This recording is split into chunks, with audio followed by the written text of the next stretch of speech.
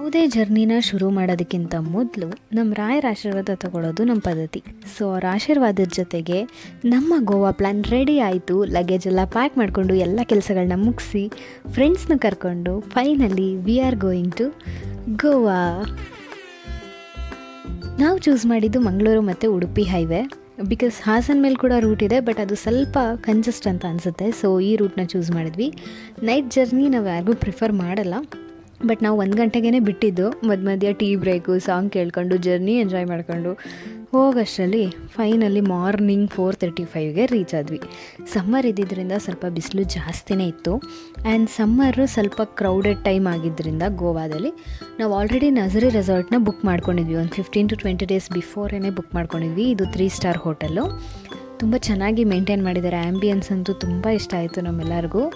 ನಮ್ಮದು ಚೆಕ್-ಇನ್ ಇದ್ದದ್ದು 2 o'clockಗೆ, ಬಟ್ ನಾವು ಸ್ವಲ್ಪ ಅರ್ಲಿ ರೀಚ್ ಆಗಿದ್ದರಿಂದ ಮತ್ತು ತುಂಬ ಟಯರ್ಡ್ ಆಗಿದ್ದರಿಂದ ಅವ್ರ ಹತ್ರ ಕೇಳಿಕೊಂಡು ರಿಕ್ವೆಸ್ಟ್ ಮಾಡಿಕೊಂಡು ಎಕ್ಸ್ಟ್ರಾ ಅಮೌಂಟ್ ಎಲ್ಲ ಪೇ ಮಾಡಿಕೊಂಡು ಈ 2 ಡೇಸ್ ಜರ್ನಿಯಲ್ಲಿ ನಮ್ಮ 2 ಡೇಸ್ ಹೋಮ್ಗೆ ಎಂಟರ್ ಆದ್ವಿ.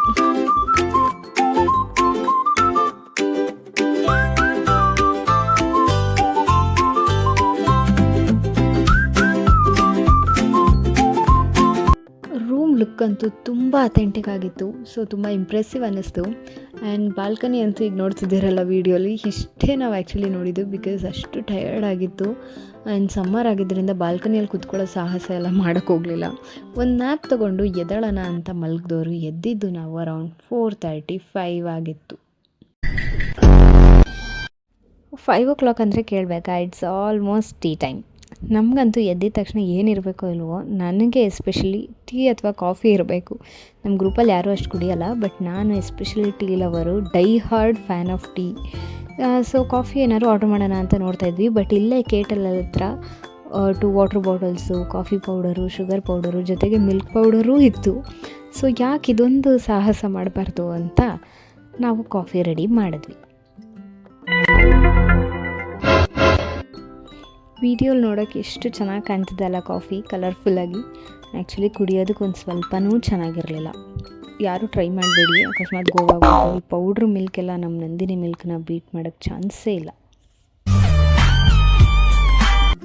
ಸೊ ನಾರ್ಮಲ್ ಕಾಫಿ ಆರ್ಡ್ರ್ ಮಾಡಿಕೊಂಡು ಕುಡ್ಕೊಂಡು ಫೈನಲಿ ರೆಡಿ ಆದ್ವಿ. ಇದಾಗಿತ್ತು ನಮ್ಮ ಔಟ್ಲುಕ್. ಇವತ್ತು ನಾವೆಲ್ಲಿ ಹೋಗ್ತಿದ್ದೀವಿ ಅಂತ ಅಂದರೆ ಕಸಿನೋಗೆ.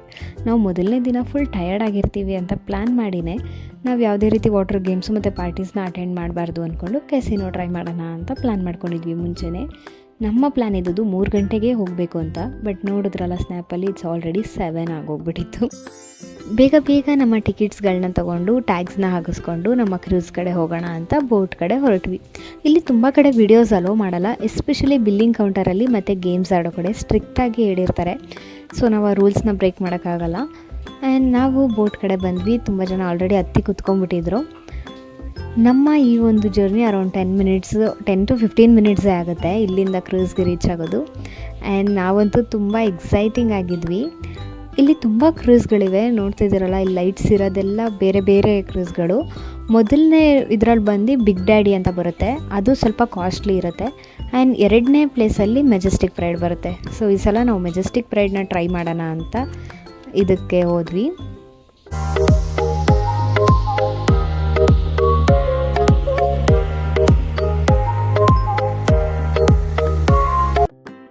ನಾವು ಒಂದು 10-15 ಮಿನಿಟ್ಸ್ ವೆಯ್ಟ್ ಮಾಡಿದ್ಮೇಲೆ ಎಂಟರ್ ಆದ್ವಿ. ಅಲ್ಲಿ ಈ ರೀತಿ ಕಾಯಿನ್ಸ್ಗಳನ್ನ ಕೊಡ್ತಾರೆ. ಅಲ್ಲಿ ಕ್ಯಾಶಲ್ಲಾಗಲಿ ಆ ಥರ ಎಲ್ಲ ಆಡೋಕ್ಕಾಗಲ್ಲ. ಈ ಥರ ಕಾಯಿನ್ಸ್ ತೊಗೊಂಡೇ ಆಡಬೇಕು. ಸ್ಟ್ರಿಕ್ಟಾಗಲ್ಲ ಅಲೋ ಮಾಡಲ್ಲ, ಬಟ್ ಸ್ಟಿಲ್ ಯಾರೋ ಹಾಕ್ಬಿಟ್ಟವ್ರೆ ನೋಡಿ. ಹಿಂಗೆ ಇರುತ್ತೆ ಗೋವಾ ಒಳಗಡೆ, ಮೀನ್ಸ್ ಕಸಿನೋ ಒಳಗಡೆ. ಇದೆಲ್ಲ ಬಂದು ಫಾರಿನ್ದು. ಯೂಟ್ಯೂಬಲ್ಲಿ ತುಂಬ ವೀಡಿಯೋಸ್ ಬಿಟ್ಟಿದ್ದಾರೆ. ಫಾರಿನಲ್ಲೆಲ್ಲ ಕಸಿನಲ್ಲಿ ವೀಡಿಯೋಸ್ ಫೋಟೋಸ್ ಅಲೋ ಇಲ್ಲ ಅಂತ ಏನು ರೂಲ್ಸ್ ಇಲ್ಲ. ನಮ್ಮ ಗೋವಾ ಅಂದರೆ ವಿತಿನ್ ನಮ್ಮ ಇಂಡಿಯಾದಲ್ಲಿ ಮಾತ್ರ ಆ ಥರ ರೂಲ್ಸ್ ಇರೋದು.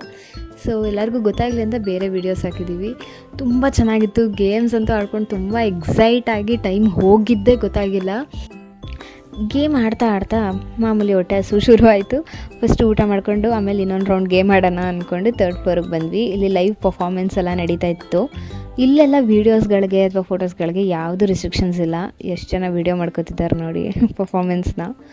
ಮತ್ತು ಫುಡ್ಡಲ್ಲೂ ಅಷ್ಟೇ ವೆಜ್ ಆ್ಯಂಡ್ ನಾನ್ ವೆಜ್ ಎರಡೂ ಇರುತ್ತೆ ಮತ್ತು ಅನ್ಲಿಮಿಟೆಡ್ ಇರುತ್ತೆ. ಸೊ ಎಷ್ಟು ಬೇಕಾದರೂ ನಾವು ಹಾಕೊಂಡು ತಿನ್ಬೋದು. ಬಟ್ ಎಷ್ಟೇ ಆದರೂ ನಾವು ಎಷ್ಟು ತಿಂತೀವಿ ಅಷ್ಟೇ ತಿನ್ನೋಕ್ಕಾಗೋದು. ಇದು ಟಾಪ್ ಫ್ಲೋರ್ ಆಗಿತ್ತು. ಓಪನ್ ಸ್ಪೇಸಲ್ಲಿ ಲೈವ್ ಪರ್ಫಾರ್ಮೆನ್ಸ್ನ ನೋಡಿಕೊಂಡು veg and non veg unlimited food and ಡ್ರಿಂಕ್ಸಲ್ಲಿ ನಿಮಗೆ ಯಾವ ಥರ ಬೇಕೋ ಅದನ್ನು ನೀವು ಟಿಕೆಟ್ ತೊಗೊಳ್ಳೋ ಟೈಮಲ್ಲೇ ಅವರು ಹೇಳ್ತಾರೆ, ಆ ರೀತಿ ತೊಗೊಂಡು ನೀವು ಎಂಜಾಯ್ ಮಾಡ್ಬೋದು. ಊಟ ಎಲ್ಲ ಮುಗಿಸ್ಕೊಂಡು ಪರ್ಫಾರ್ಮೆನ್ಸ್ ಮುಗಿಸ್ಕೊಂಡು ಇನ್ನೂ ಒಂದು ರೌಂಡ್ ಗೇಮ್ಸ್ ಎಲ್ಲ ಆಡಿಕೊಂಡು ನಾವು ಆಚೆ ಬಂದಿದ್ದು 2:33 ಆಗಿತ್ತು. ಎಲ್ಲ ಮುಗಿಸ್ಕೊಂಡು ನಾವು ಸೀದಾ ರೂಮ್ ಕಡೆ ಅಂತೂ ನಿಜ ಹೋಗಲಿಲ್ಲ. ಫುಲ್ ಮೂನ್ ಇದ್ದಿದ್ದರಿಂದ ನೋಡೋಣ ಇವಾಗ ಹೆಂಗೆ ಕಾಣುತ್ತೆ ಬೀಚು ಅಂತ ಅಂದ್ಬಿಟ್ಟು ಅಲ್ಲಿ ಹೋಗಿದ್ವಿ. 2:30 ಆದ್ರೂ ಅಲ್ಲಿ ಇನ್ನೂ ಜನ ಎಲ್ಲ ತುಂಬ ಇದ್ದರು. ಮತ್ತು ಇದೇ ಲೈಫಲ್ಲಿ ಫಸ್ಟ್ ಟೈಮು 3 ಗಂಟೆಲೆಲ್ಲ ಬೀಚ್ ನೋಡ್ತಾ ಇರೋದು, ಅದು ಹುಣ್ಣಿಮೆ ದಿನ. And it's really awesome experience again. ನೋಡಿ 3 ಗಂಟೆ ಆದ್ರೂ ಸ್ವಲ್ಪನಾದರೂ ಕ್ರೌಡ್ ಕಮ್ಮಿ ಆಯಿತು ಅಂತ ಅನ್ನಿಸ್ತಿರ್ಲಿಲ್ಲ. ಫುಲ್ ಮೂನ್ ಬೇರೆ ಇದ್ದಿದ್ದರಿಂದ ಗೋವಾ ಬೀಚ್ ಮುಂದೆ ಇರೋ ಎಲ್ಲ ಹೋಟೆಲ್ಗಳು ಫುಲ್ಲಾಗಿತ್ತು. ಜನ ಅಂತೂ ತುಂಬ ಎಂಜಾಯ್ ಮಾಡ್ತಾಯಿದ್ರು. ಇದಾಗಿತ್ತು ನಮ್ಮ ಗೋವಾ ಟ್ರಿಪ್ನ ಪಾರ್ಟ್ 1. Wait for part 2.